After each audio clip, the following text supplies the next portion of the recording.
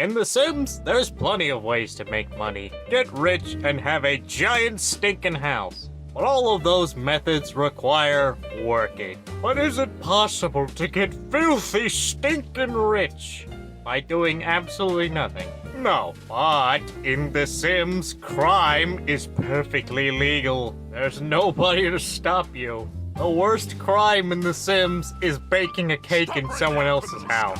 And thus these 5 completely irredeemable people, do not idolize them, shall be doing everything in their power to get rich without working. So with that, let's see the carnage in suburbia.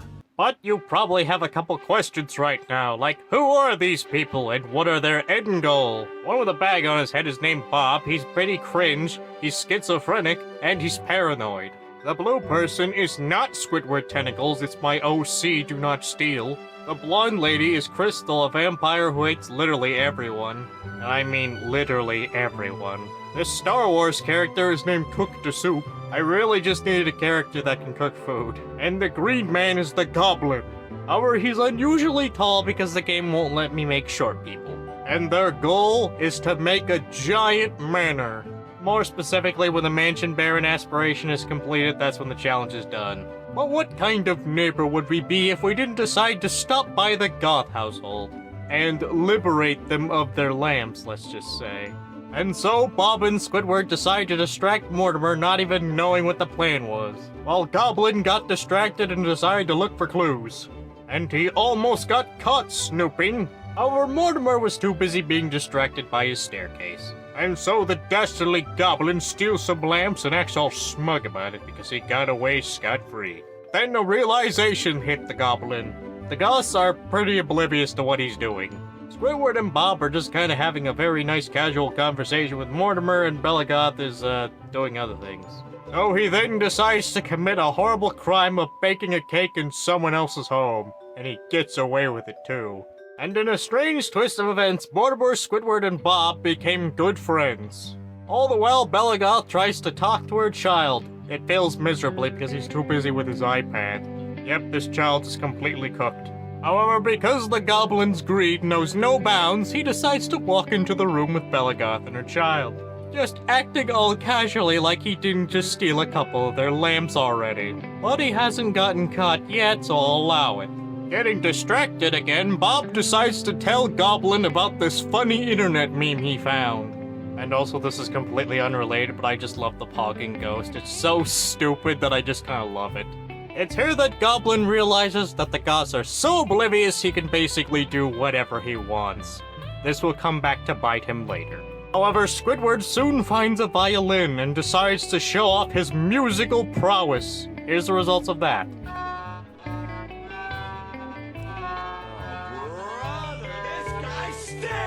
Goblin then goes into the main room to look for things to steal. It's there that I noticed Cassandra Goth is baking a grilled cheese sandwich. I didn't think much of this. Well, until it caught on fire. It's there that everybody panicked because there's a fire going on.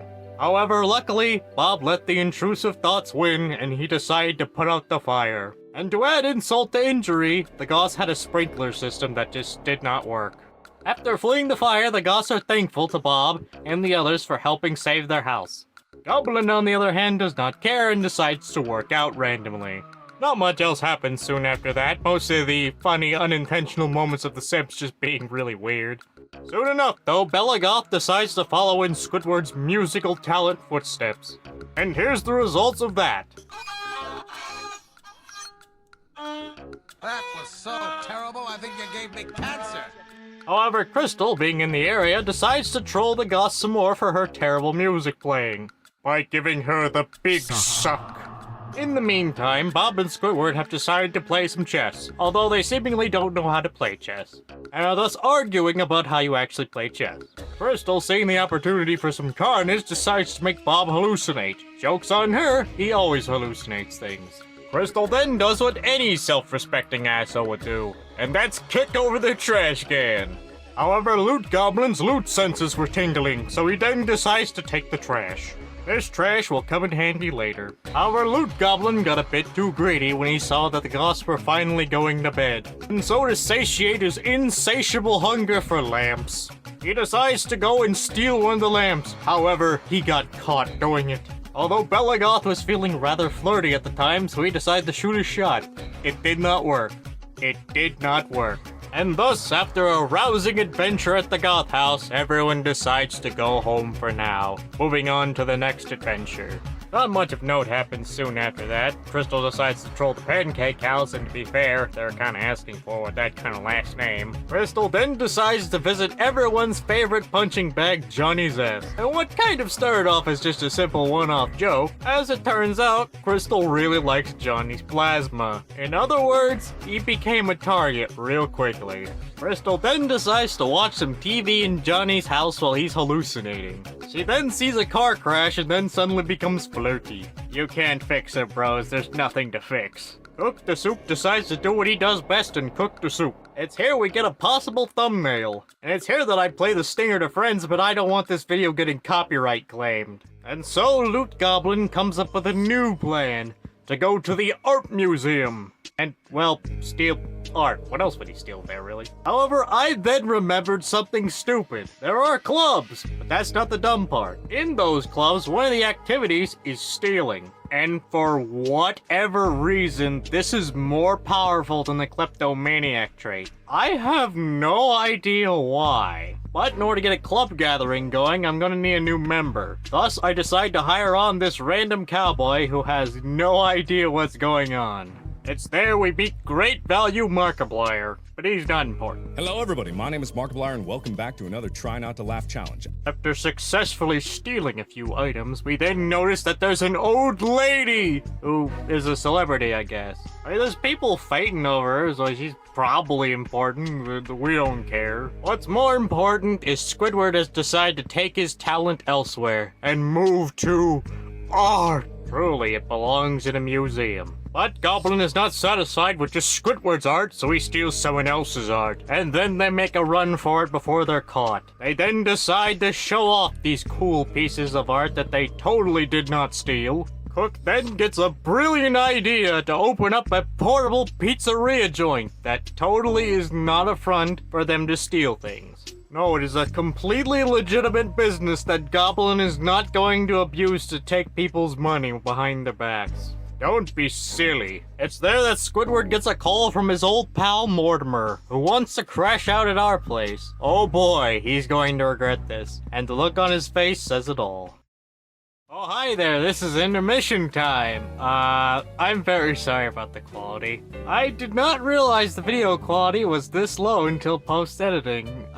Oops. Good thing I caught it relatively early, though. It's a good thing Mimo isn't here because she would probably be laughing at my expense right about now. Either way, it should be fixed now, and if it's still low quality, I'm just going to not acknowledge it. So if the quality just randomly goes up, well, you know why I fixed it. Mortimer then soon finds out that coming here was a terrible idea because Crystal lives here, and she does a bit of trolling.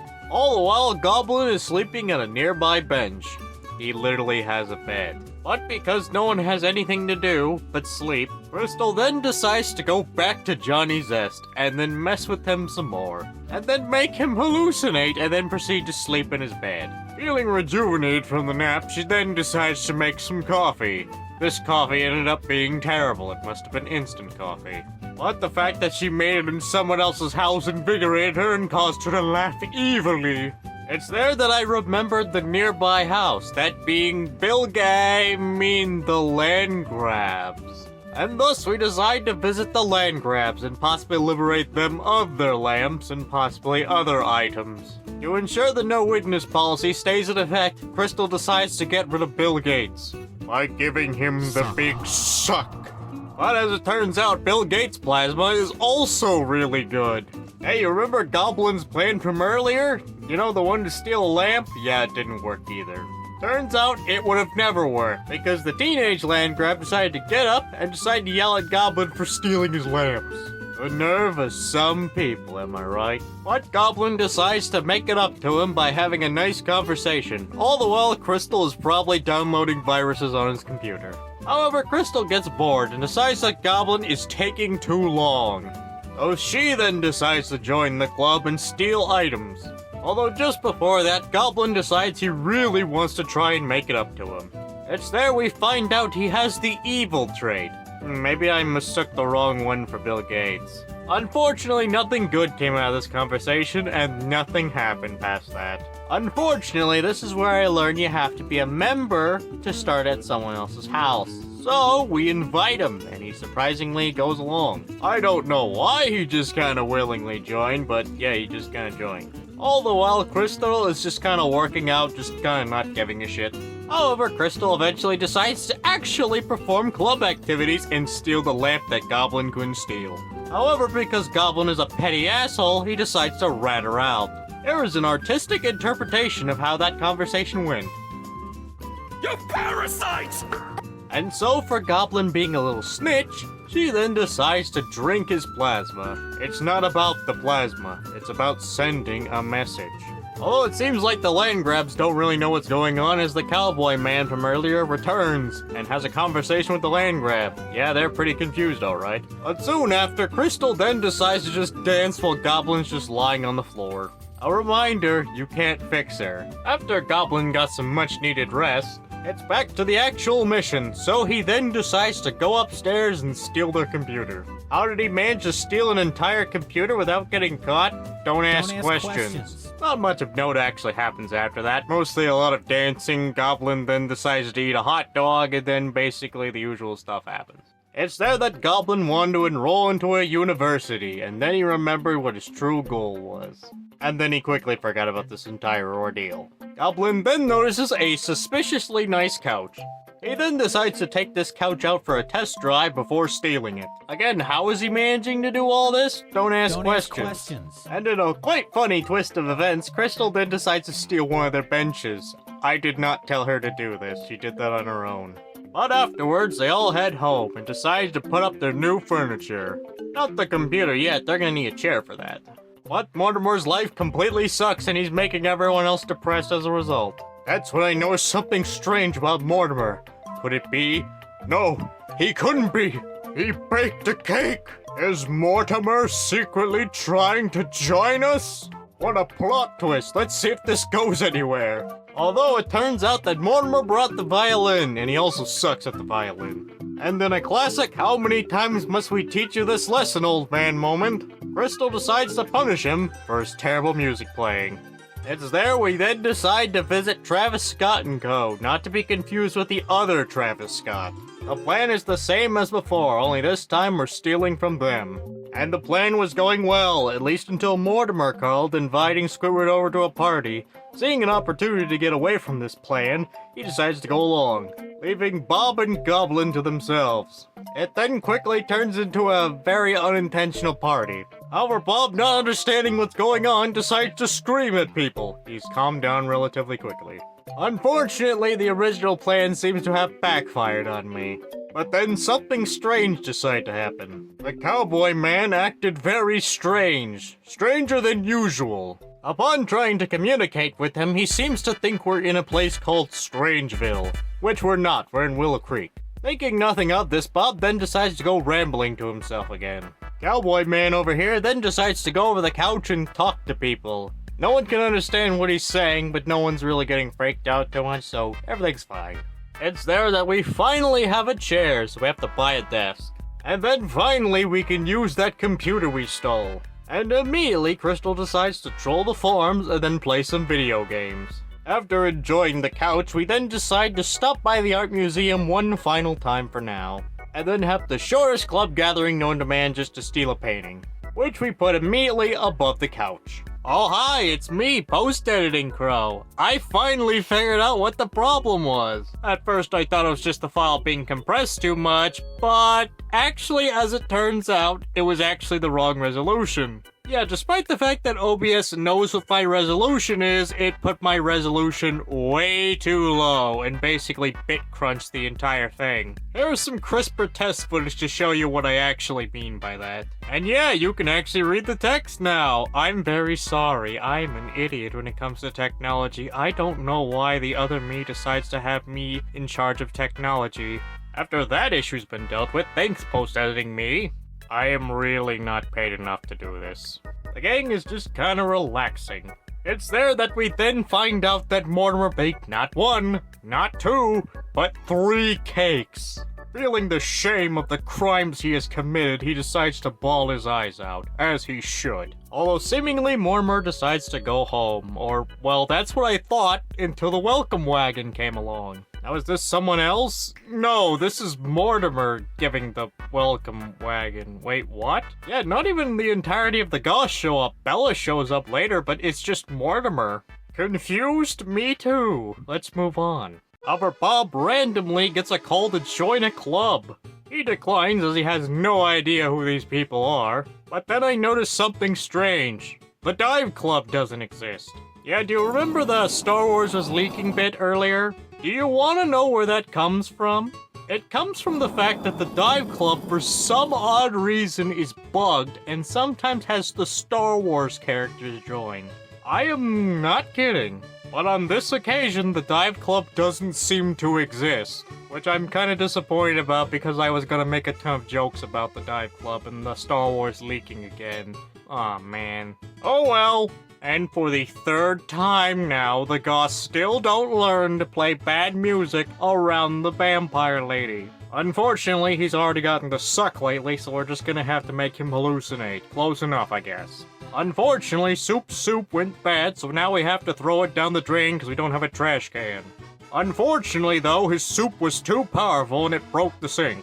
Luckily, Bob used to be an engineer, thus he can fix it. And yes, I'm making up lore on the spot. Don't ask questions. Although after those shenanigans, we then decide to stop by Travis Scott & Co. again.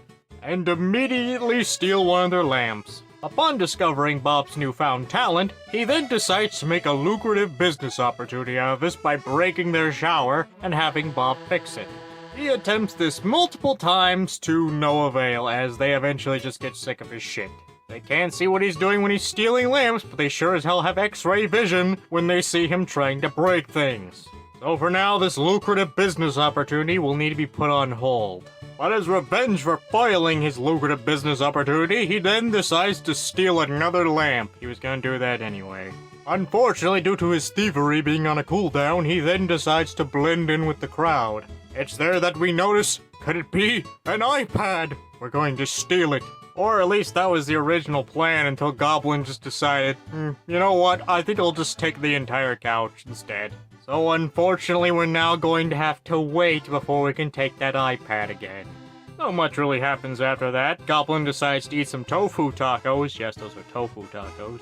But soon a new TV series is premiering and Goblin can't miss it. But he doesn't have a TV. And in a funny twist of events, Goblin and I have the same idea. And without me telling him to do it, he then decides to yoink the TV. As Todd Howard once said, it just works. So Goblin then runs home right quick, and it's there that I make the entertainment room. I also put up the new couches, put in a window, put up some curtains, and we hang up the flat screen TV. It's there that everyone can finally watch the TV season premiere. And it was great. It's here that Squidward and Cook then come up with a brand new idea, and it's totally not because I completely forgot to do anything with Cook this past couple minutes. That they would run a wandering pizza shop and Squidward would play music. The problem? They don't have an instrument, so Cook's just going to have to go out on his own for this one. And so he decides to open up his portable pizza joint, Hook the Pizza. And it's not too successful. There's just kind of this lady constantly staring at him. You gonna buy something or not, lady? However, over time, the common household friends, and I use the term friends very loosely, decide to come over and eventually try out the fine pizza. It's here that his pizza was actually pretty reasonably successful. He then took whatever he didn't sell and then brought it home. although not before having a slice of his own. This image goes hard, feel free to screenshot it. It's there that we finally return to Travis Scott & Co. and finally grab that iPad. All was going well, until it became increasingly obvious. I can deny it no longer. Goblin is an idiot, and then decides to steal one of their paintings right in front of them, and eventually gets everyone kicked out of the house. Squidward and Bob didn't even do anything in this situation. Joke's on them though, he still got the iPad. Although given the fact that Crystal was slowly running out of plasma, we then decide to visit her favorite plasma donor, Johnny says. And you can probably imagine what happens next. Although after giving Johnny the big suck, then levels up her vampire powers, and now she can command and turn other people into vampires. I am probably going to forget that this skill even exists. Upon returning home, we then find out it's Love Day, which I then immediately change to Hate Day, angry face. Because if Goblin can't be happy, no one else is allowed to be happy either. Although, just to fuck with Goblin some more, she then decides to test out her new powers and decides to be mean to this random lady, who just kinda laughs it off. Gentlemen, I think we have a new candidate for a new household member. However, Bob then decides he wants to get into writing children's books, and thus he writes Pat the Badger and his funny friends, which is apparently nothing but a bunch of incoherent rambling about badgers being spy drones for the government. And so he ships it off, and now we have passive income. Not a lot of passive income, but still passive income nonetheless. It's there that we return to Travis Scott & Co. to finish the job. And Goblin is still trying his lucrative business opportunity, except it never worked. But Crystal then has the idea to team up with Goblin to cause some mayhem, so she makes them all leave. This didn't work. It didn't work. It did not work. And unfortunately, the one instrument we're actually wanting is kind of crowded by a bunch of people. Seeing as the plan has backfired tremendously and the plan is bunk, we now decide to go home, except for Squidward, who fell asleep on a nearby chair. Aren't you forgetting something? Something rather important? Oh, hi, Mimo. I thought you were getting your model redone like I did. I was, until I noticed how incompetent you are. You have completely failed to do the basic goal of the challenge, and you have barely even stolen any paintings. Oh, Drat, you're right. Okay, we're shifting priority. We're getting things done. Thanks for reminding me, Mimo. I swear your incompetence knows no bounds, and I wonder what you would do without me. The feeling is mutual. Your favorite horse is garbage, by the way. Hold on, what did you say? Okay, now that we're actually on track, let's get to work. It's time Bob starts really turning his passion into money. And so he makes a new children's book, Don't Eat Lead. Now that'll set the youth straight. Unfortunately, he's a couple generations too late. Soon after, we then get a visit from Great Value Mutahar, who, won't leave us alone, until he eventually gives up and then walks into the sunset. Although I noticed something weird. Goblin's been growing facial hair. I haven't drawn attention to it up till this point, but, he's starting to look like somebody. Although I can't quite put my finger on who. However, Squidward needs an instrument, so Goblin then decides to do his one good deed for the day and steal an instrument for Squidward. But speaking of old Squidward, it's time he starts putting his passion to work, and he makes some paintings, and some of them I sell to a collector. Now you may ask, who is the collector buying these paintings? Good question, I don't know. However, I then get a good look at Goblin in his outfit, and then I finally realized who he reminds me of.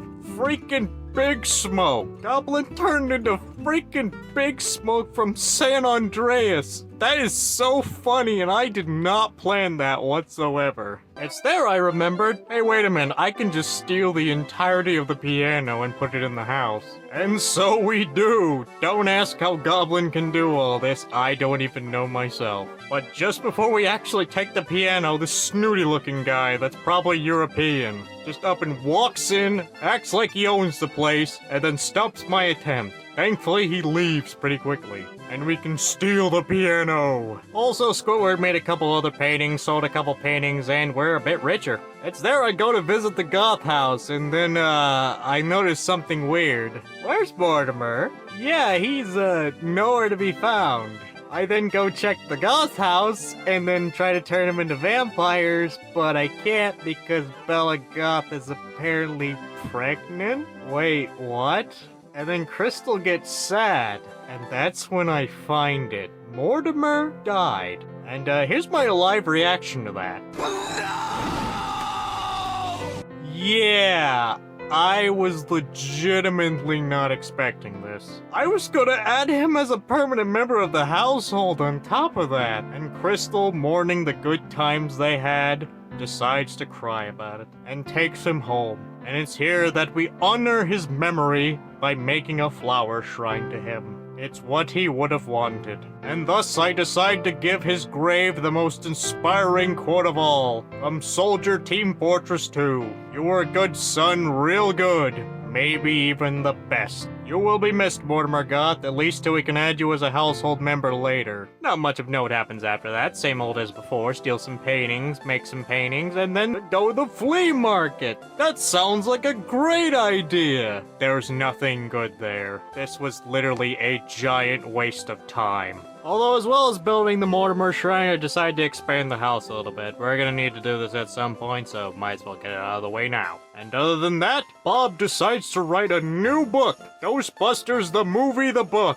Yep, that's what we're going with here. The children will love it. However, everyone's getting hungry, so I then decide to have cook some soup. However, for whatever reason, he can't get through. And this kind of stumped me for a minute. I was like, why is he not able to get through? I want you to take a wild guess as to what's stopping Cook from exiting the door. If your guess was anything other than Squidward, you're wrong. Because Squidward and his fat ass was blocking the door. So I decide to move the door a little bit just so the Cook can actually get in and out, and just in case, you know, someone actually decides to, I don't know, go through the door, Squidward just can't block it. I'm sorry, that's just so dumb, but it's really funny. Taking the piano we stole and a few other pieces of art, we then decide to put it all in a little corner and have Squidward's music playing corner. And it looks actually really good, surprisingly. Surprised even me. However, Goblin is not giving up on his lucrative business opportunity just yet. It's there he decides to take it to other businesses to intentionally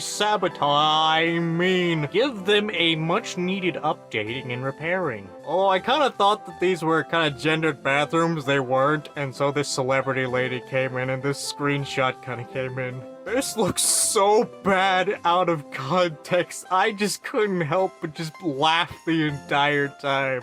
I'm gonna show you that no, this is not as bad as it looks. Although it's here at the Blue Velvet that Squidward decides to take his musical talent out for a spin. After all, he needs practice for the real thing of Cook and Squidward's wandering pizza joint that also plays music on the side. Now you might say that just sounds like a pizza truck with extra steps. I say yes. And it goes decently successful, ironically enough. The celebrity lady at least seems to like it. She kind of seems annoyed with the paparazzi as she's trying to enjoy Squidward's wonderful music playing. But after that, Squidward gets kind of tired and decides to head home for the day. After that endeavor's been dealt with, it's time for Goblin to enact his new venture of turning trash into treasure. So he then goes to the city dump, at least I think it's the dump. It's there that we meet a bunch of strange people. I think Goblin's having some second thoughts about this idea. After they finally leave him alone, he shreds it up and then decides to go dumpster diving. It's here that I get a notification from the game saying, hey, you want to try out these things? And it's been almost 5 hours and only now are you showing this to me, game? Yeah, I almost have 5 hours worth of footage. I had to cut this down quite a bit. Although unfortunately some other asshole is trying to dumpster dive. Goblin is actually decently successful in finding some random bits of garbage. Some broken furniture, some destroyed objects, and oh look, a radio! And in case you're wondering, no, you cannot fix any of this stuff. Unless it's repairable, it's basically just trashed. However, it's great money. Great money that we can then use to improve the household. Oh, and Goblin found a free bike. I just felt like that was important to note. And so with this newfound funding, we then decide to upgrade the bathroom. I also give it some ominous lighting just to set the mood. Oh, as it turns out, I might have made it a bit too nice, as everyone wants to be in the bathroom instead of actually doing anything. This has led to incidents of the Sims just trying to use the bathroom, but everyone's in the bathroom. A problem I'm going to have to fix later, but that's a problem for future me. However, soon after, Summer Holiday decides to call up Cook and ask if he wants to join the club. He does not look interested in the slightest. However, we soon get a visit from the nap inspector, who is called Smokewalker. Yeah, I didn't make this guy. This is a randomly generated sim. Perhaps he is in fact the true alternate universe Big Smoke.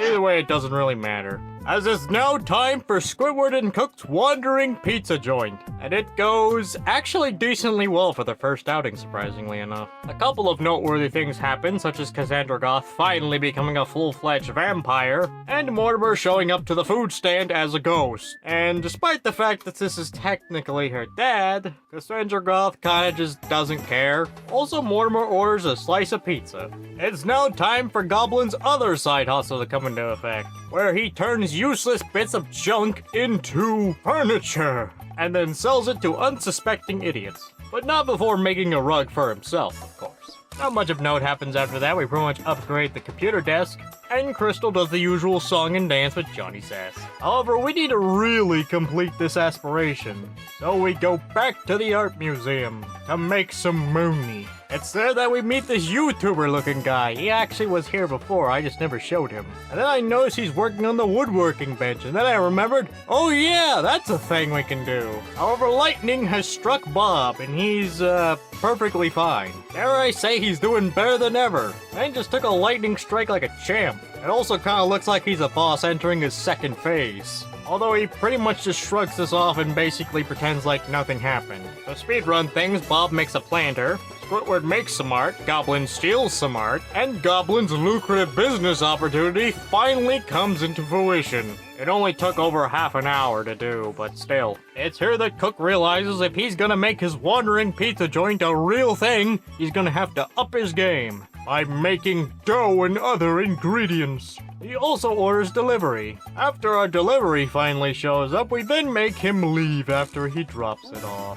Because do you really think Crystal is going to allow anyone to tip him? And so to expand their customer base, they then decide to go to the town next door. And it does also pretty well. But then this lady shows up and decides to make some pizzas. At first I thought she was trying to rob us, but instead she actually kinda helped. I'm not paying her, by the way. She's just doing this of her own free will. How generous. I think we might add her later. Although after the pizza shop is done and closed, Cook gives the lady a free pizza for her service. And also quite possibly she might be a romance interest for Cook, although that's not guaranteed quite yet. Although we're not quite done with the Goths yet, as we go by there and borrow permanently some of their stuff. This one was quite difficult, not because the Goths were constantly watching or anything, but because Goblin was an idiot and kept stealing the wrong thing. To the point where he stole, I kid you not, a piece of cake. No, not the entire cake, just a slice of the cake.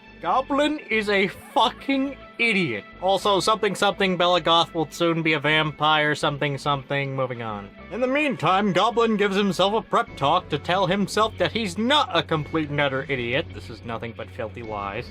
And he goes back to the Goth house to steal a couple more items. After we obtain a couple items from them, it's then time to go back and update Cook's kitchen. Kinda.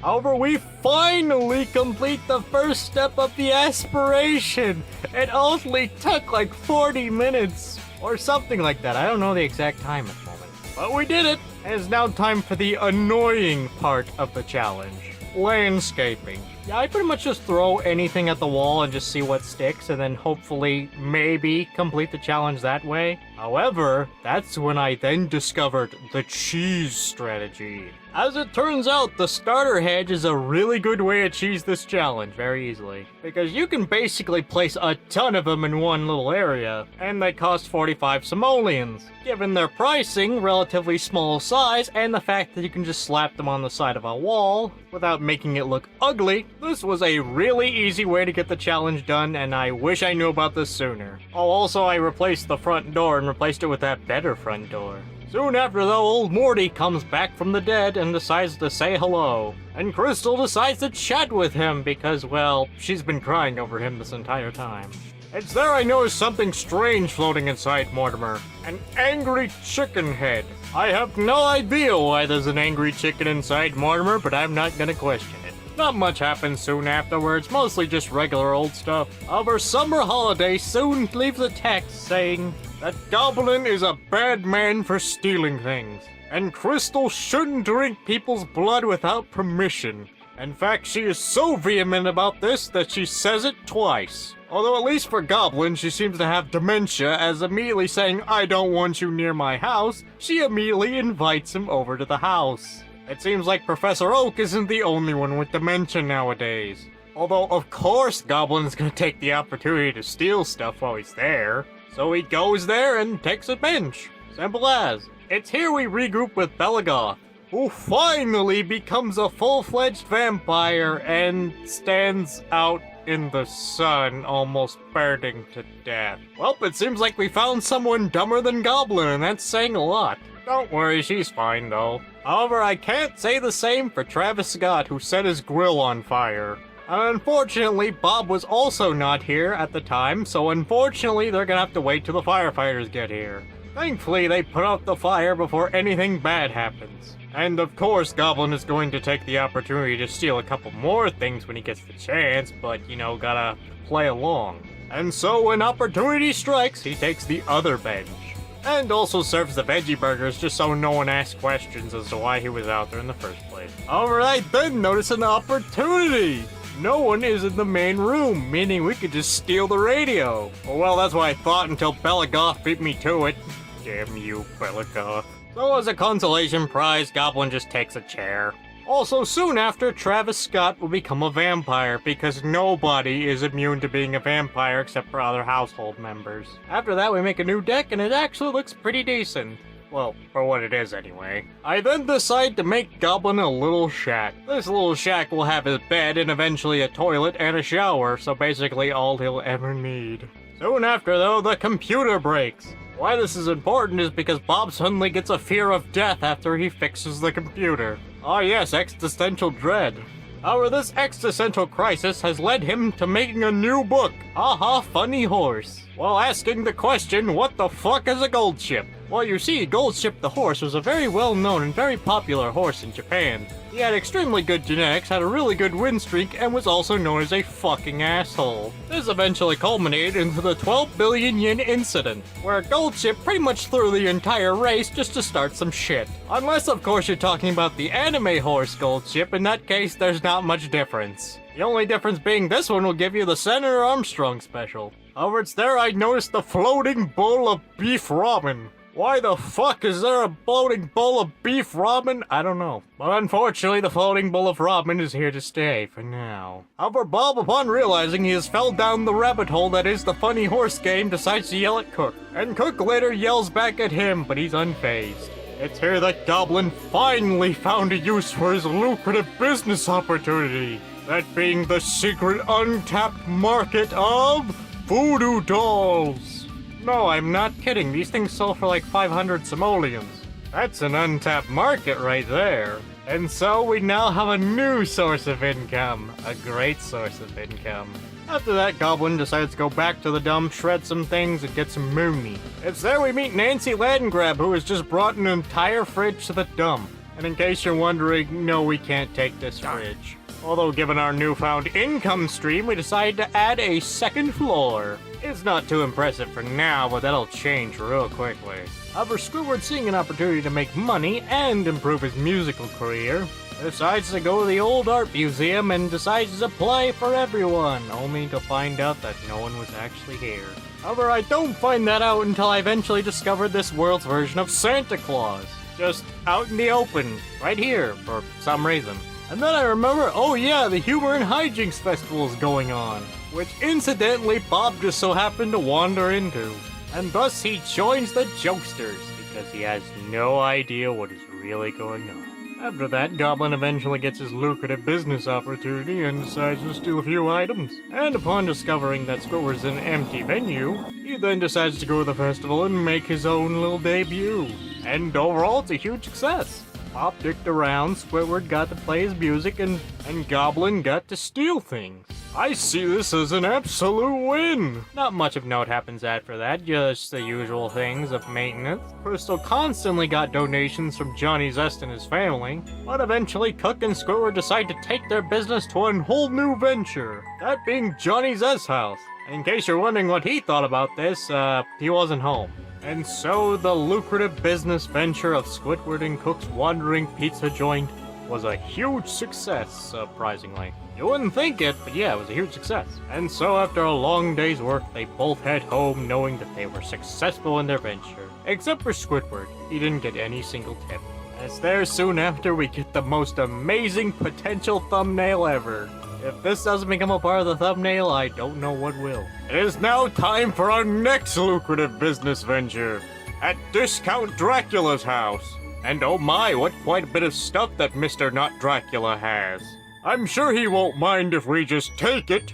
They also bring Crystal along because, well, she's also a vampire and wants to kill this man secretly, but don't tell him that.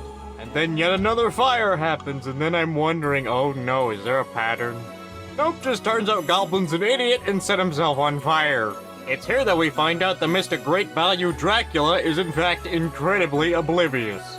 Because Goblin's lucrative business opportunity was in full effect and he did nothing to stop him. Well, not yet anyway. Seeing as Goblin's going to be here for a while, he decides to make himself at home and make some mac and cheese. Because if he can't be this world's Big Smoke, he can at least be this world's Walter White.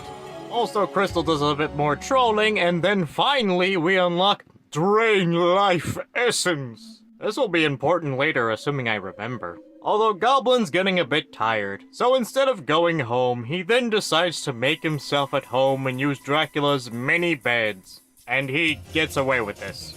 Soon after though, Goblin then decides to steal this clock. Unfortunately, I did not notice Mr. Vladicus was back upstairs. And so he got caught. For once, it was not Goblin's fault this time. Although upon being caught, he then decides to go back to bed. It's now up to Crystal to steal things while Goblin is too busy sleeping and being embarrassed about getting caught. After successfully stealing a couple items, I then notice What's-His-Face is baking food. Not too much of note happens after that, mostly just the usual of stealing a couple miscellaneous items like benches. However, it's Harvest Fest. No wait, it's actually Eat Food Day. My totally original holiday. The difference being this one is not even hiding what it's actually about. Unfortunately though, Goblin's getting a bit hungry, and unfortunately this jackoff known as Discount Dracula is blocking the stove. Although it seems like What's-His-Face was thinking the same thing and decides to make a grilled cheese sandwich.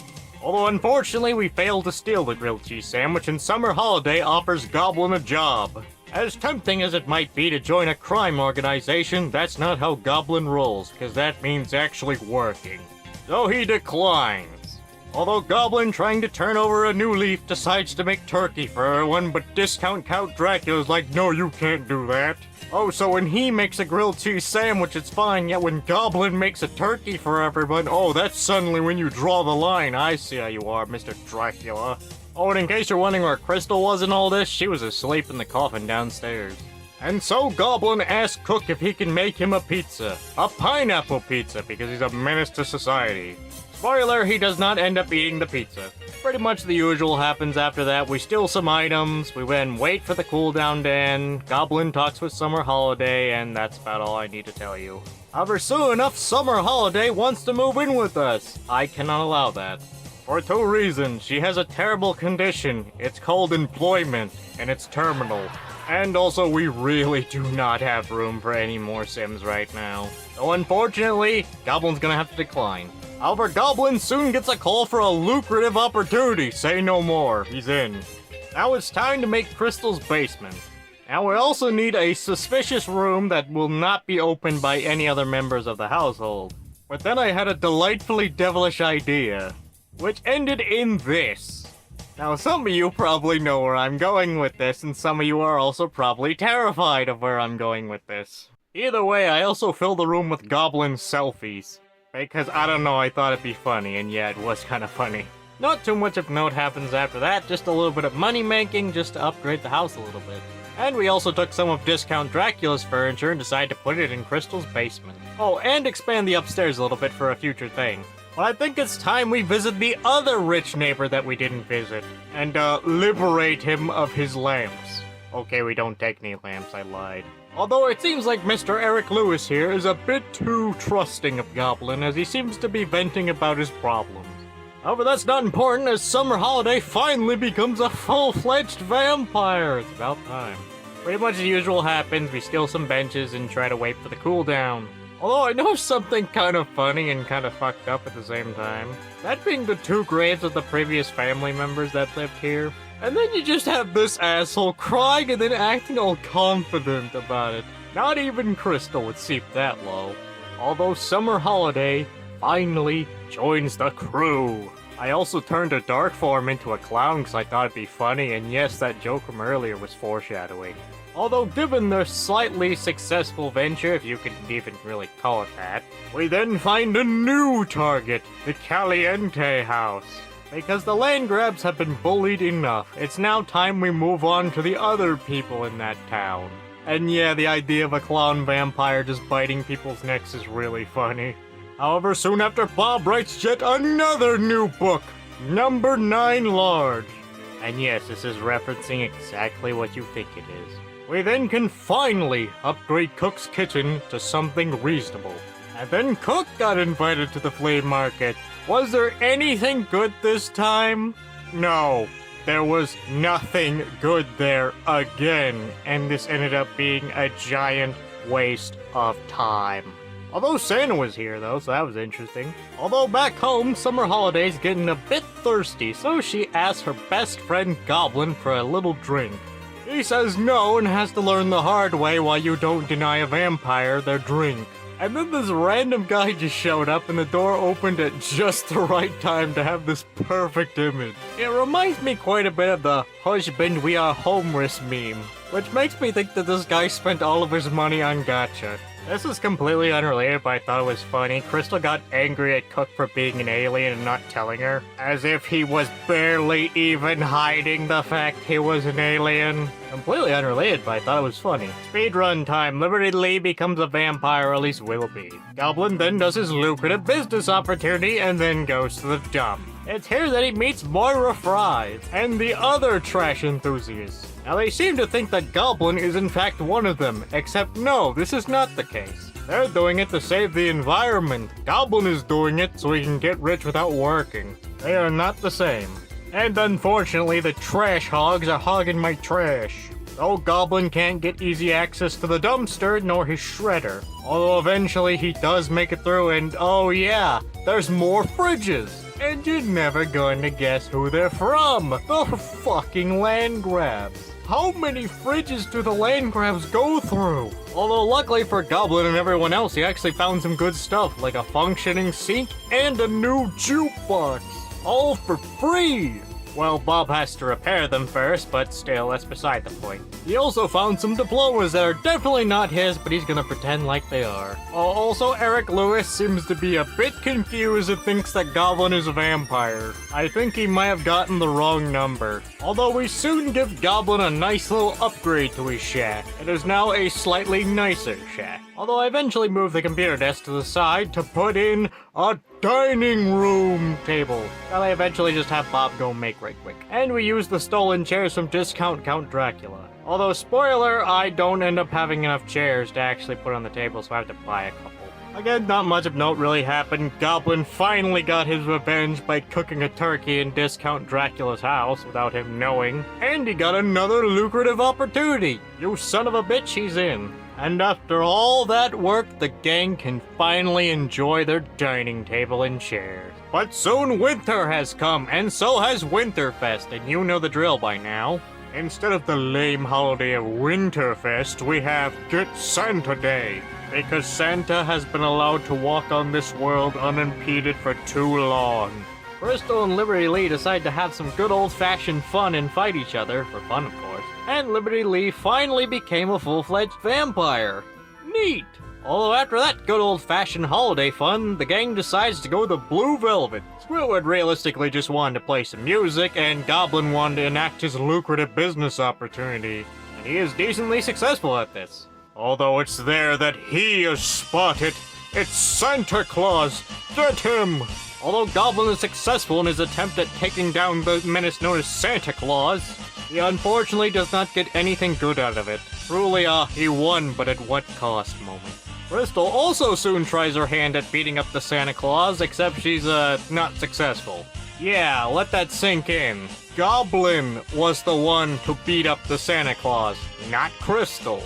It sounds weird, but it's the truth. After that, the usual maintenance happens, and then Goblin decides to go to his favorite place, aka the dump.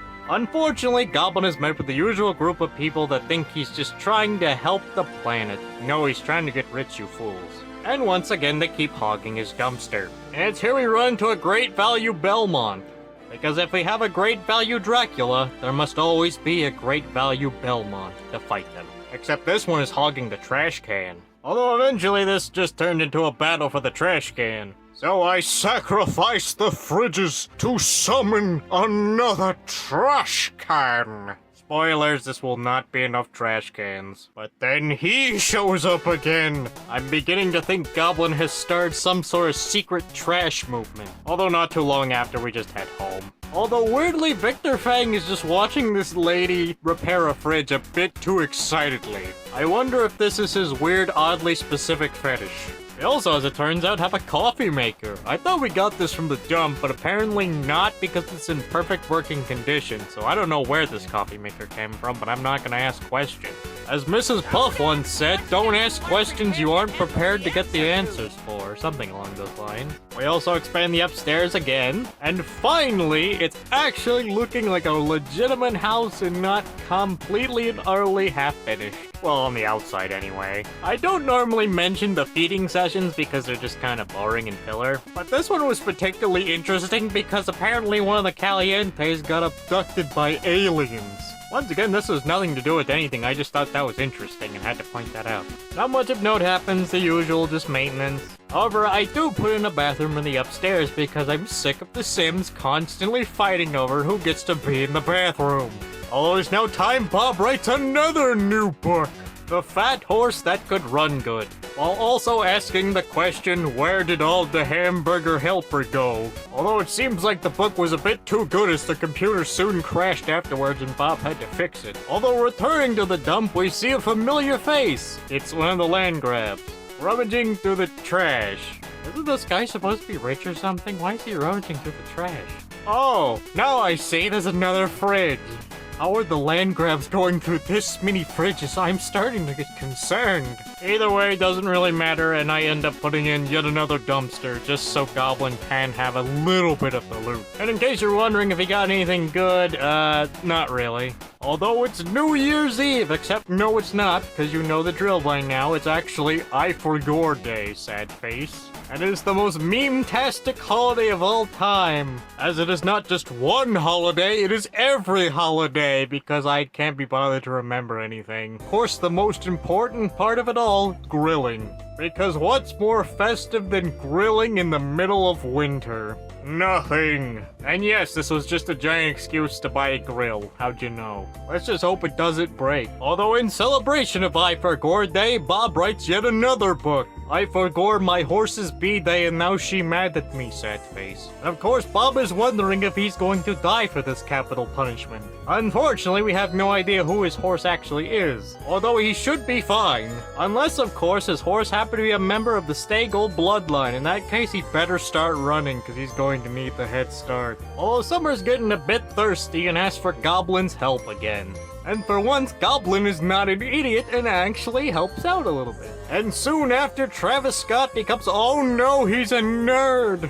That's absolutely funny, and I did not plan this in any way, shape, or form. Although given Crystal's getting a bit thirsty, she heads over to her favorite donor, Johnny Zest, who is currently being visited by the Flower Bunny. Out of morbid curiosity, I then try to see if you can drain plasma. As it turns out, you can. And then Crystal proceeded to just watch TV. The Flower Bunny is dead, and Crystal is just watching TV. Although upon returning home, Crystal somehow finds out that the gnomes have come to life and are now gathering around the table in a satanic manner. Saying no to Satan, Crystal decides to kick the gnomes and destroy them real good.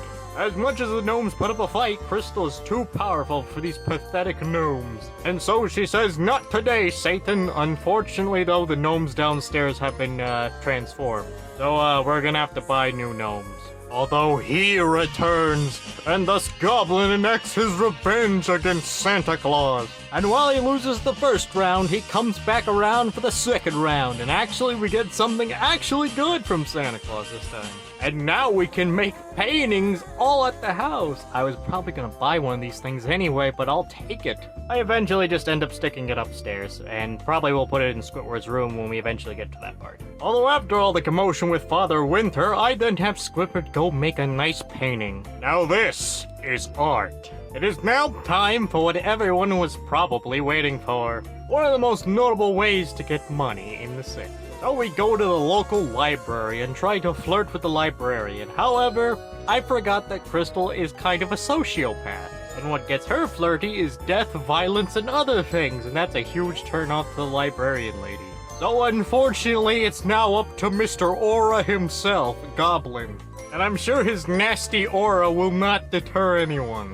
He hasn't showered in a while. Using Goblin's unparalleled charisma, we managed to get the librarian lady to join us. Is what I would say, at least if the game didn't bug! A reminder, The Sims 4 is a perfectly balanced game with absolutely no bugs that EA just refuses to fix. Also, please buy our overpriced DLC. And before you call me a hypocrite, I got my copy from a very reliable ice cream man. But eventually I do figure out a solution. A really weird solution, actually. Okay, here's the thing. Someone needs to move in with her, but since she's an NPC that doesn't have a home, it kinda doesn't really work. So we then need to swap out one of our Sims, in this case Summer Holiday, with her. And then we can take her money. Does this sound weird, complicated, and a bit convoluted? Well, that's because it is! And yeah, this was a lot of work. Don't worry though, Summer will come back eventually. But the plan works like a charm, and she's in the room now. And now we wait for her to die. Is what I would say if this didn't take a ridiculously long amount of time and EA basically lets you have zero fun. Because unfortunately over the years, many of the horrible ways you can kill your Sims have been patched out or bugged. They don't need a ladder to swim anymore. The game is insanely generous with the Sims' needs, eventually killing them. And even my workaround for this of depriving them all their hunger didn't work. There is, however, a more convenient way, but it requires cheats. So unfortunately, we're gonna have to go the complicated route again. To use the Summer Holiday method from earlier, we basically need to get Summer back here, and then re-invite her to the household, and then swap them around. In other words, we basically left this lady drained, broke, and of course, no home. But now that that jank's over with, we can now move on to improving the house. Since Squidward got a new canvas, I then decided to give him a new room. And it's quite nice, honestly, for what it is. Eventually, the others will get their own room, but for now, Squidward's the unique one. But soon enough, Squidward and Cook's Wandering Pizza Joint returns for about 5 minutes before you realize the festival's going on. And so they basically just give up and decide to go dick around at the festival instead. Although before they head off to the festival for some good fun, Squidward is informed that someone has left him a vast fortune. With no catch! It still technically counts. Although with newfound inheritance money, Squidward decides to improve the house. And now it looks actually good this time and not unlivable trash. But then I had another idea. And so I built a utility room in the basement right next to the suspicious room. And then we get solar panels to harness the absolute power of the sun. do get a discount on bill and eventually fulfill the condition. And to fulfill the side condition of the aspiration, I decide to put in a bunch of windows in the house. And we are now one step closer to victory. But now that all that's over with, it's now time to move on to Operation Green. And to start the operation, I buy a trash can. No, I'm not kidding, it took me this long to buy a trash can. But after Cook decides to make some food for everyone, Squidward decides to show off his newfound musical talent to everyone. His instrument playing is great. Singing...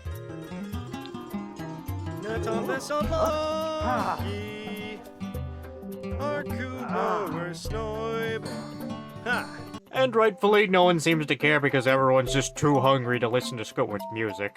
But it's now time to go back to Goblin's favorite place that keeps getting invaded by these hippies and trash enthusiasts, the dump. And as per usual, Goblin gets swarmed by these people that think he's just trying to help the world and improve it by getting rid of all this trash. But in reality, Goblin is just trying to get out of actually working a day job. So unfortunately, I end up having to put in yet another dumpster. Spoilers, I'm probably going to turn this entire location into something completely different. At least by the end, anyway. But unfortunately, though, Goblin's getting tired, so he decides to nap in the dumpster. He also really needs to pee. So as an act of mercy, I grant him a public toilet. See, I told you I'd turn this place into a lot more than what it started as. And this is just the beginning. But Goblin got some great loot out of the deal. Namely a new TV and a microwave. All for free at that. Granted, again, Bob has to repair them, but still. Also found a potentially better fridge, but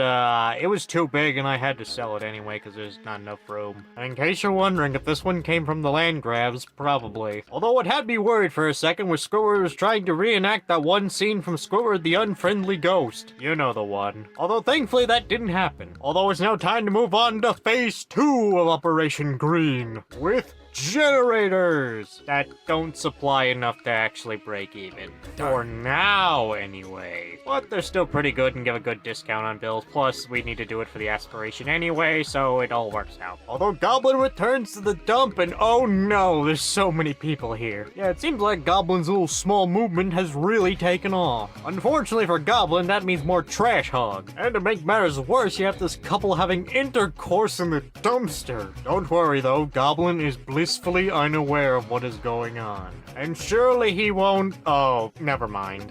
Who's going to tell him? Although Goblin's haul overall was still pretty good and even found some weird fruit. Is an alien fruit and a plasma fruit, which will be perfect for Crystal in summer, and also a perfectly pristine pineapple for some reason. Although two of the other more notable items Goblin got was a brand new shower and a jacuzzi, probably discarded by the land grabs because let's be real here, they throw away a lot of things. I don't end up putting in the jacuzzi, but I do put in the shower later on, as a replacement to the crappier shower in the upstairs. After that, we go expand the basement, most notably the utility room, and eventually build Bob's room. Because what's more cozy than a basement? Although Goblin, deciding he doesn't want to be an outcast anymore, decides to take his room upstairs. And so he's a member of the household again and doesn't live in a shack. But wait, what happens to Goblin's shack? Does it get tore down? No, as Bob buys a horse. You may ask, why does he buy a horse? And the answer is he's schizophrenic and thinks that this is a person. Uma Musume is real to Bob. And as it turns out, his horse actually was Stay Gold, or at least a copy of him. Because as it turns out, there are not that many good photos of Stay Gold on the internet, and I could not really get it 100% accurate. But I got it as close as I can. And yes, Bob does see this horse as an anime girl. I'd like to remind you he is completely insane. Your feelings for her are not real. They are real to me! And so they decide to go on a relaxing ride. At least until Goblin and Squidward decide to have a little brawl because the neighborhood brawl is going on. And Goblin once again proves why he is in fact the best fighter of them all. Although this is all in good fun though. After that, we get to see Bob and Stay Gold on a nice little stroll. Little does Bob know that his murderous intent will be revealed very soon, probably. Another thing I'm disappointed about that I'll probably not be able to replicate is Stay Gold's weird habit of smelling his own feces, crying, and then proceeding to smell it again. No, I'm not kidding, that's an actual thing he did. And to this day, I don't think anyone could really explain that habit. Oh, and in case you're wondering, yes, we are going to take this horse out for racing. After that, we decide to buy a few more solar panels and bring us again one step closer to victory and total electric bill domination. But soon enough, that famous old lady returns. And she gets one glimpse at Stay Gold, and then she suddenly realizes her big mistake. And soon after, Stay Gold decides to take a shit, and then suddenly took a nap soon afterwards. It's there that my worries about Stay Gold being normal were suddenly crushed, and I couldn't be happier. Although given modern problems require modern solutions, Goblin decides to hire on Cook's wandering pizza joint to go to the dump. And it was a kind of successful plan. It still did not solve people having intercourse in the dumpsters, though. I swear I can't make this shit up. Although it's there I decide to put an entire kitchen in the dump, and eventually some tables and chairs, but that's a little bit later. Spoilers, it's going to get weird. How weird, you may ask? Well, everyone decided they randomly wanted to make some cakes. No, I'm not kidding. And no, I did not influence this in any way, shape, or form. Goblin just has that sort of cult-like personality when it comes to this kind of stuff. And to make things even weirder, the game bugged out in the weirdest way possible. Such as this man who is completely locked into making this cake. Except he's too locked in and forgot to actually make the cake. And he just refused to move, and I checked him like 3 times. Even weirder was just Cook. Even when the game said he wasn't at this location, he was still at this location. I'm starting to wonder if Goblin somehow broke reality, and that would not surprise me in the slightest, given it's Goblin. Although eventually the gang decides to head home and Squidward decides to grill. However, Stay Gold is getting bored, so now it's time Bob actually does some racing with him. Well, actually not yet, but still. They decide to instead go on an intense ride. A ride so intense that it nearly gets them both killed by a car accident. No, I'm not joking. If the cars in this game had collision, they'd both be dead. It's also worth noting that he constantly harassed everybody. Well, all except for Squidward. Squidward was granted mercy. Although given Goblin found some cool stuff, I decided to buy him some shelves so he can put that cool stuff on a shelf. Although it turns out he can't put his space rocks on a shelf, so I bought them for nothing. So I buy him a little thing for his postcards instead as a consolation prize. And yes, Goblin found some postcards. Not too much of note happens. Bob got a new computer so he can actually work on his amazingly written books in peace without everyone hogging the computer. And Stay Gold later got a ball to play with. And on top of that, we later bought a couple more solar panels. But soon after, Bob writes another new book, all about Stay Gold, asking the question, why is she like this? Truth is, that could be extended to every single member of his family, especially Dream Journey, who according to his jockey was known to attack to kill. But you want to know the funny thing is? According to the other staff members, Dream Journey didn't hate him. In fact, he actually quite liked him. So yes, this entire family is full of sociopaths, all except for literally one. Horse racing is a very weird and interesting thing, and I'm glad Umamusume introduced me to it, because it's wild, Chief. But something you've probably noticed is bills are kind of, well, destroying our kind of progression. And it's only going to get worse later on. So how do we solve this problem? With the frugal perk. Why the hell is this a perk and not a trait? I have no idea. But still, it's really good. And it stacks. So we help Bob fulfill his dreams of finishing a book. He was going to do that anyway. And obtain the trait which basically takes the bills down a good notch. And we're gonna need to do this with every member of the household. Now that sounds simple, but here's the thing, it's not. Especially for someone like Crystal, who is kind of going to be one of the hardest ones to actually get done. And also Summer because she came in a lot later than everyone else did. But it's now time for Stay Gold to make their debut, except they don't have the skills to actually enter a race yet. Damn it! Well, since we can't do that, we're just going to have to get the frugal trait for everyone else. And as it turns out, Crystal was in fact not the worst one. That actually belongs to Goblin, who wanted a really expensive violin. The goblin's greed sickens me, so we put him to work making voodoo dolls.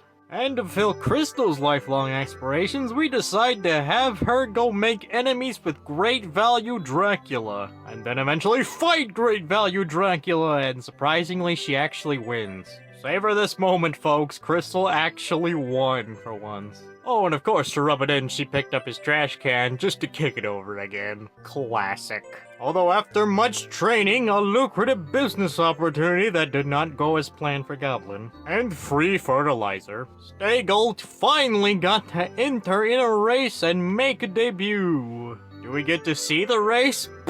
No. Are you fucking stupid? This is Electronic Arts. We don't allow anything fun. So disappointingly, we do not have any footage of the event. But they still won anyway, so that's something. But this is just the beginning of Stay-Gold's wondrous journey into stardom, and also Bob's further plunge into insanity, but that's a different story. Although after a ton of unrelated things, including buying a cool VR gaming mat thingy-majig, Squidward's aspiration has finally been filled, and we can finally get another frugal trait, thus making the bills a bit easier. Not much of note really happens afterwards, except for the fact I had to move the gate because I completely forgot it was in a bad position because Stay-Gold's house. So oops! But then this random lady shows up, and then it's time for the other plan that we don't really get to do often because it's bugged. So we invite her in, we get her all nice and comfortable, we get the chit-chat, and then we invite her in to the household, and then we take her money. Unfortunately, though, we don't get to use the room. But thanks to this newfound wealth injection, I decide to take the utility room and then make it its own giant room. We're gonna do more with this later, but for now it's kind of barren. And as a result, we expand the other part of the basement and will eventually turn the previous utility room into a workout room because, yeah, many of the characters are getting fat. Especially Goblin, because his greed knows no bounds. It's there that I actually remember, oh yeah, that plaque we won, and put it in Bob's room. It's there we return to the place of origin to get more training. It's here that we meet this mysterious orange horse, and I thought, cool, we can add O'Fevry to the family. Except Bob was too busy dicking around and decided to stargaze instead of actually talking with the horse. And so the horse just up and vanished. Change the world. My final message. Goodbye.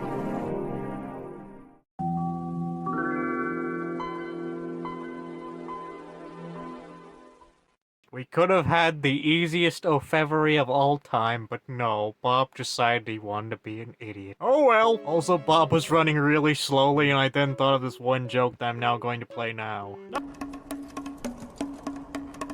Not much of note really happens afterwards. Goblin decided to take his lucrative business venture of making, dressers. Yeah, it was not very lucrative as it turns out. And Summer later rejoined the household, so all was good. And Goblin returns to his favorite place, the dump, and this time he doesn't get invaded by all the trash hogs, and can dumpster dive in peace for the most part. Although there was a notable amount of appliances, a lot more than usual as a matter of fact. Now, I'm not saying it was the land grabs, but I'm probably going to assume it's the land grabs. I also decided to put a shower in the dump because, I don't know, I ran out of ideas and Goblin really needed a shower. However, Bob soon writes another new book. Gold Ship and the Space Pirates. I was also gonna make the joke that this is just Stay-Gold telling Bob things about his daughters, quote unquote. That being the actual children of Stay-Gold. But as it turns out, the game did it for me, and that's just really funny. I don't even have to pretend to do anything. We then meet a different famous lady. Who, yeah, I'm just gonna let the footage speak for itself. Although ironically enough, the lady seems to care more about fishing than she does anything else. So I decide to have Squidward go talk to her. She immediately rejects him and decides to tell him to fuck off. So I then have Cook show him how it's done. And yeah, it worked like a charm. What can I say? Cook just has a way with the ladies. You may not like it, but this is peak male performance. We then meet who I'm going to refer to as the Redditor. I think his look says it all. And Squidward and the Redditor are having a nice conversation. However, Squidward is getting tired of the Redditor's shit, so he decides to piss himself. This power move of asserting dominance over the Redditor makes him flee. Okay, this is entirely out of character, but I just thought this entire situation was just so funny. Truly, I can't make this shit up even if I tried. Although Goblin made Bob a few things out of houndtooth dye, which is supposed to be rare. However, I have found a ludicrous amount of it, so I just decided to give it to Bob. However, I soon find out, oops, I accidentally deleted his door. So I give him back his door. However, soon after, I come to the realization, I can deny it no longer. Goblin is kind of an idiot, and we're gonna need to figure out a way to actually, I don't know, complete the aspiration. So I come up with a new holiday, Goblin Day, with all of his favorite things, including beating up Santa Claus. Truly, it is the greatest holiday of them all, second only to I Forgot Day. And in a surprise twist villain moment, after Bob fixes the toilet upstairs, Cook mops up the puddle so he can't use the bathroom. I'm sorry, but this is just comedically evil, and he just uses the toilet almost immediately afterwards. That's comedic villain behavior, and it's from Cook of all people. That's just funny to me. But that's not important, as Vanessa soon calls Cook and wants to come over. But unfortunately, it's soon to be interrupted by the Redditor again, who wants to take Squidward out on a date. Also, the Redditor's now old. Squidward politely declines as he does not go out with Redditors. Although Vanessa and Cook decide to have a nice conversation, and it was actually kind of going into a flirtatious manner. Although this terrified Cook, as Cook is definitely afraid of women. Although Vanessa soon afterwards is back to her old tricks. The speedrun thing is Goblin Day is upon us, and everyone decides to work out. Okay, it was only like 3 of them, but still. And then Bob decides to go take Staygold out for a little bit of training. To which I soon found out that Staygold was in fact not getting trained and Bob was simply getting scammed. Honestly, I'm not even surprised anymore. Although Goblin decides to enact his lucrative business opportunity with Bob there. Although eventually he does decide to pursue his new dream of becoming a bartender. This is all just a front for his schemes. And eventually, though, Bob does have to train Staygold himself. Waste of perfectly good simoleons. Although it seems like Bob is not happy about what happened earlier in the bathroom, so he decides to break Cook's grill. He does it so cleanly as well, it's kind of impressive. Although as you can tell, Cook is very much not happy about this. Breaking a man's grill is a capital punishment punishable by firing squad. Unfortunately, they don't have a firing squad, so we'll just have to give him the stare down instead. But soon after, Cook and Squidward's wandering pizza joint returns, and it makes the return to the Landgram house. Or, well, that was the plan until their oven caught on fire. Honestly, the funniest part, though, is just the child. The child looks so annoyed. Because how dare this fire inconvenience me in any way, shape, or form? Although eventually, after the fire gets put out, Cook and Squidward eventually return to their roles. And this time, we have multiple sales, with returning customers, most notably Johnny Zest. Seriously, he came back almost every time we reopened the shop. Although due to Cook needing to pee, Squidward then soon took over the stand temporarily to, well, keep the business going. Although eventually Cook did return to the stand. Although soon the land grabs got involved, and you'd think this would be the time they tell him to stop. But no, they're just kind of checking up on him. Everything's fine. Well, at least until one of the land grabs decided they wanted to make a pizza, and then that broke his pizza oven. The land grabs will pay for their transgressions against pizza kind. Eventually, after their successful day, they head home. Goblin then went to the dump to get some parts and some moon meat, and eventually we bought more solar panels, but not much really happened after that. However, Bob writes yet another new book, and it doesn't even have a title. You can definitely tell by the description the person publishing these books really hate their job. It's probably some unpaid intern, to be honest. But then I remembered, oh yeah, there's another way of passive income, that being videos. So I buy the video making machine, and I originally was gonna have Cook be the one making the videos, and it'd be vlog videos about him talking about soup. But then I remembered, Crystal hasn't done literally anything. She's just kind of existed this entire playthrough. And what better of a person to be an asshole influencer than Crystal? With her first major video, How to Look Ugly. And it surprisingly did really well. She was born to be a YouTuber, as it turns out, proving you really cannot fix her. However, Crystal then makes yet another new video, this being a product review, with the title, "This is so shit I wouldn't put it on Johnny Zest." And you know it's bad if she wouldn't put it on Johnny Zest. And it even gets nominated for an award. Mr. Beast collab win. Afterward, we buy some more solar panels and enter Stay Gold in a race, which of course he wins. And we put the winning trophy in Bob's room to celebrate. But soon after, Bob writes yet another new book, Goblin and the Funky Bunch. And the editor is happy that this time it's not a book about horses. And Crystal makes a new video, the Mr. Beast call-out post. That'll surely get his attention. But soon Vanessa even invites Cook over to the Romance Festival. Is things happening? Well, actually, no. In fact, they went to the festival for like a few minutes, got bored, and decided to sing some karaoke instead. This is the most awkward first date ever, and I kinda love it. It's very fitting for this series. Although Goblin returns to the dump and he finds this lady who's probably been here multiple times, I've just never noticed. And so he tries to make friends with her in possible relationship, except she's already taken. Damn it!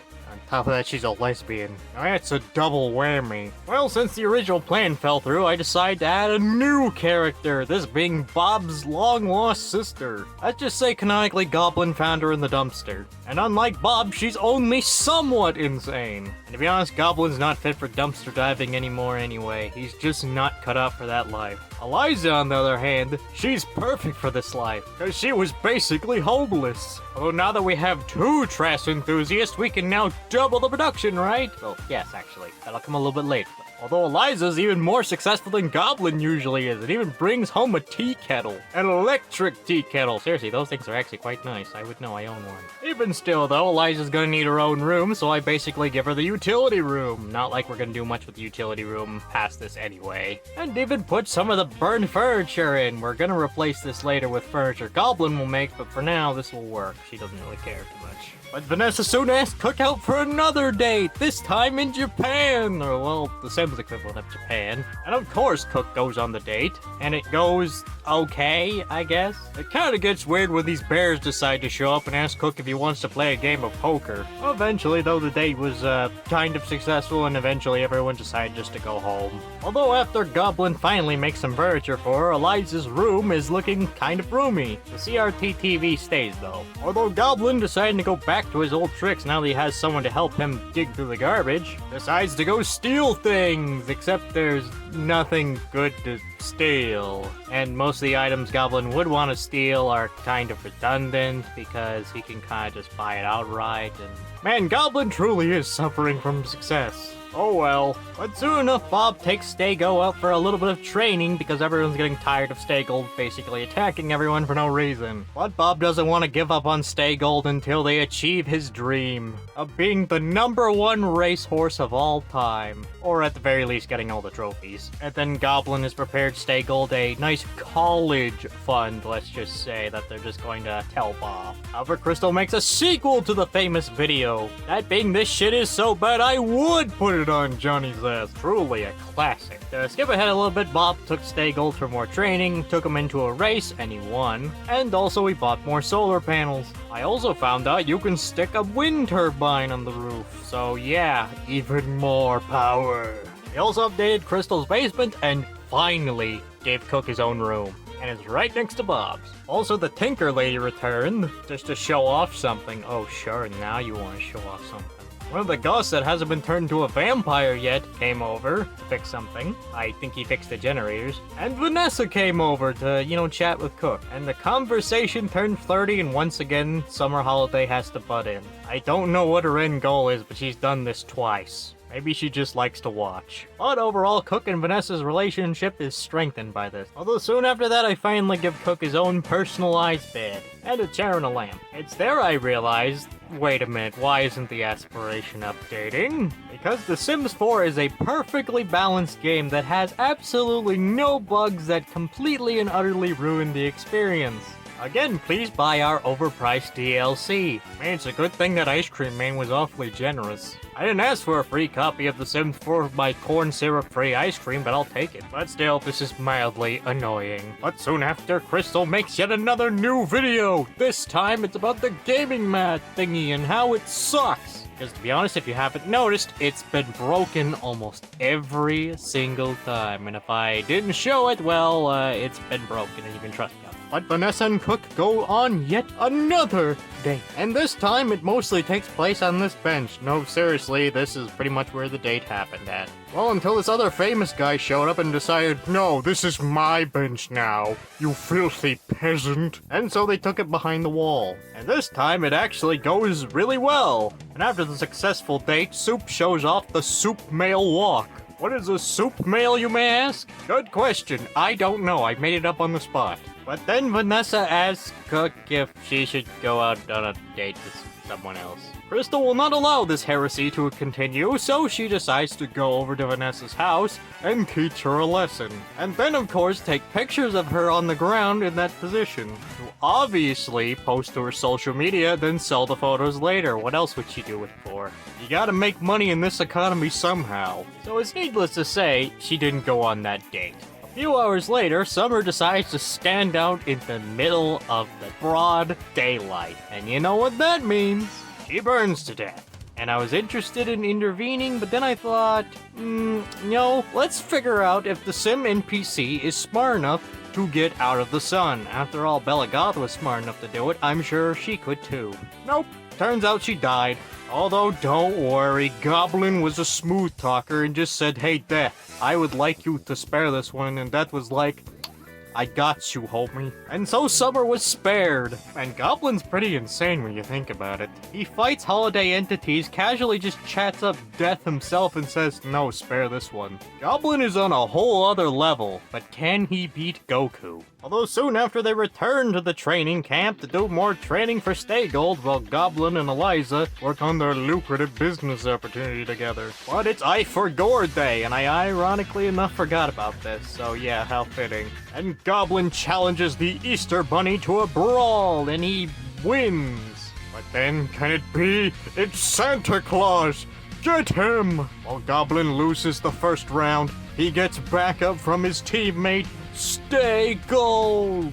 And with their combined might, they take down Santa Claus, and then they get a brand new microwave oven that's actually better than the current one they have. Wow, this is actually getting a lot more profitable very quickly than I thought. Although finally, the aspiration updates, and now it's time to put in columns. And yeah, due to the way the house is set up, it looks kind of horrible. Although completely unrelated, we then go to do the usual feeding session when I notice, hey, the land grabs are gone. And as expected, they died of old age. Nothing too important, just something I thought I had to mention. The usual maintenance happens, I'm just going to skip this right quick, and we move on to the final big thing, the thing that's going to decide whether Stay Gold is a champion horse or he's going to the I mean, the nice college Goblin has prepared. And did he win the important race? No.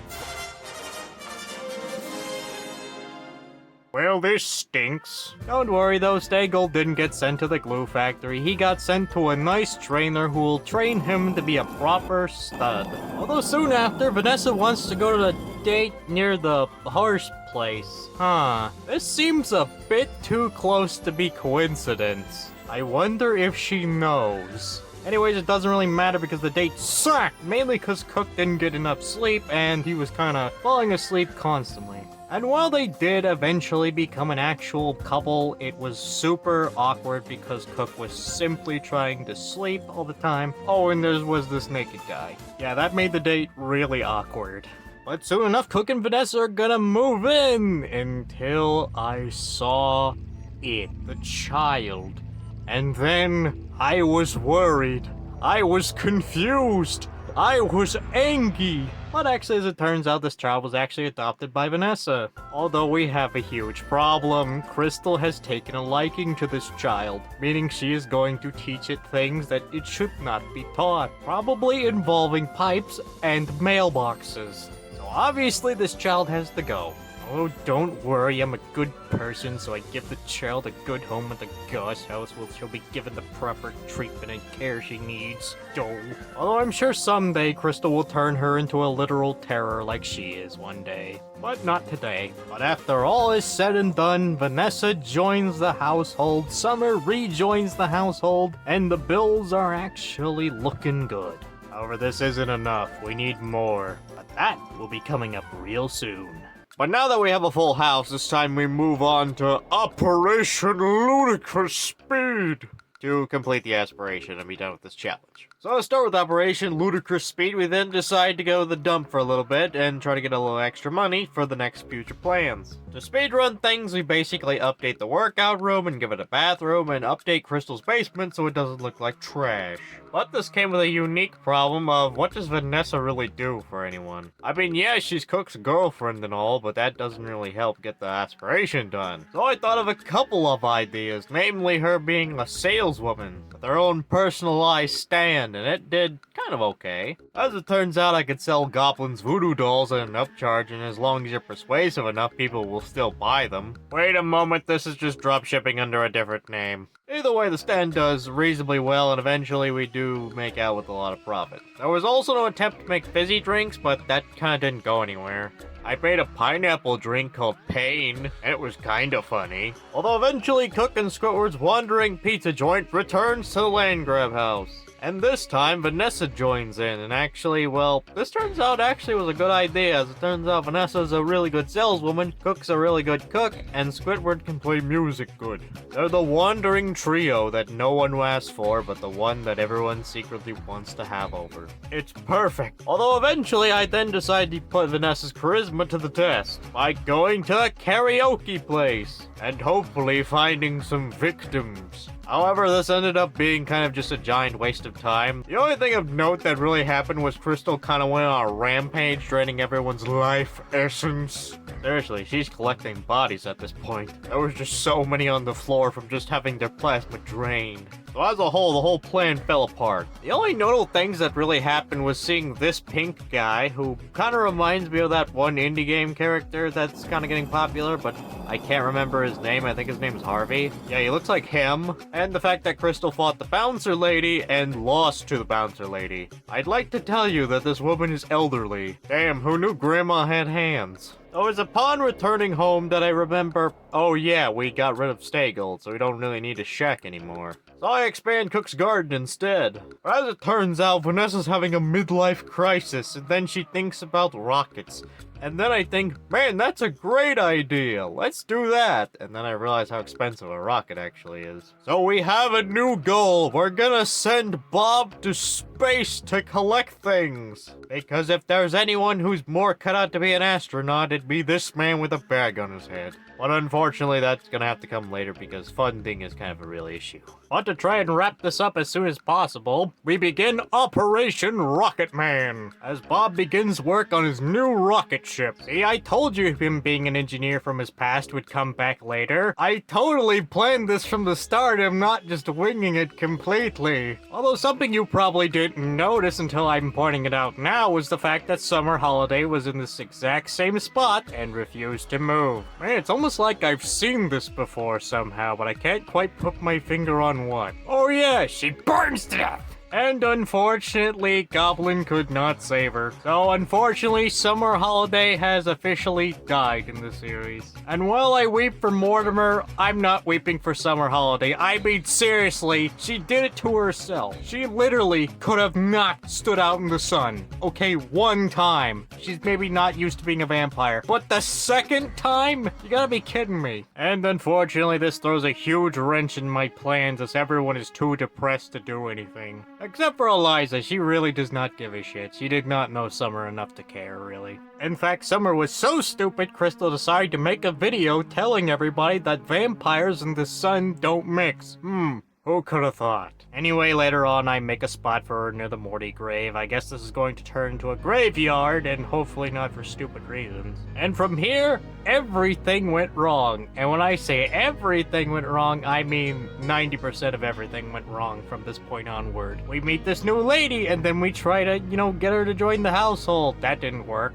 In fact, the hobo we tried to relocate funds from showed up again and decided to rizz her up. And from there, a whole lot of nothing happens. Okay, that's a lie. Goblin went to the flea market and he actually found something good. This weird couch thing. We also met a sim named Max Price. Haha, funny EA greed joke here. But I'm more impressed we actually found something decent at the flea market. Although as it turns out, making grills spontaneously combust seems to run in Bob's family, as Eliza also set the grill on fire and broke it. Man, Cook just can't catch any breaks when it comes to his grills, can he? But soon the hobo-looking guy returns and he asks Vanessa if he wants to go over to his house. Wait a minute, that name looks familiar. And as it turns out, this hobo-looking ass lives in a giant freaking manor. And now I have several questions, but neither of which matter because this whole trip meant nothing. Except for the fact that he has a pool. And then I thought, oh, that's a great idea. Oh wait, we have no space. Oh wait, we can use the underground to make an underground pool area. I'm running out of ideas for this. Please send help. Although for whatever reason, I could not find Squidward's guitar, so I have Goblin return to where he found the original guitar anyway. And guess what? Even that goes wrong. So out of sheer frustration, Krista goes on a massive postal rampage. I also find out how the vampire powers work because yeah, I've not really played around too much with the vampire sims. I don't really care for them that much. But as it turns out, this is very useful because I can make Goblin feel embarrassed. Because yeah, I got that power a long time ago, couldn't figure out how it worked, and then gave up. But as it turns out, this can basically get rid of Goblin's debuff by ironically enough making him even more embarrassed so it takes over every other thing, and then he can give himself a pep talk to get rid of it. It's genius! But not so much for Goblin. Although as it turns out, you're never going to guess who had the guitar. Fucking Crystal. In other words, she just used that entire excuse at the art gallery just to go ballistic just for fun. Honestly, that's entirely in character. I can't be mad at that. And so after Bob finally finishes his rocket ship, he decides to go out into space and look for some sciencey things, and there he brings back this weird slug-looking thing that looks even more crusty because I have graphics lower because The Sims 4 is optimized like hot garbage. His second trip, however, does not seem to go as planned, as he seems to try to bring democracy to these alien scum. However, Bob forgot one thing that the Helldivers have that he doesn't. A gun. So he gets chased off the planet and is just lucky to be alive. Damn it. Well, at least Bob got to interact with aliens on another planet, so that's cool, right? But soon after, that lady we tried to rizz up earlier returns. And she's feeling flirty. So this is a good time to try to get her to join the household and maybe finally finish this. But we also get a call from Summer Holiday from beyond the grave. Man, who knew ghosts had cell phones nowadays? Anyway, she wants to rejoin the club, and honestly, it doesn't really matter at this point, as Goblin shows off his amazing dancing skills. Oh, and also Vanessa for some reason gets abducted by aliens. I don't know why. I do have my theories though that it might be Cook's extended family. For something that I'm not going to say because it's a spoiler. Either way, the weirdness continues as Vanessa is invisible. No, this is not a joke. The game actually bugged out and she's completely invisible. I cannot see exactly what she's doing. I can't select her, I can't do anything. And even weirder is this random violin that just showed up. I didn't put this here, it doesn't belong to any of the Sims. I don't know where this violin came from. It's fucking weird. But soon after, Goblin, Eliza, and even Vanessa, because of her midlife crisis, decide to go the dump and find some more good stuff.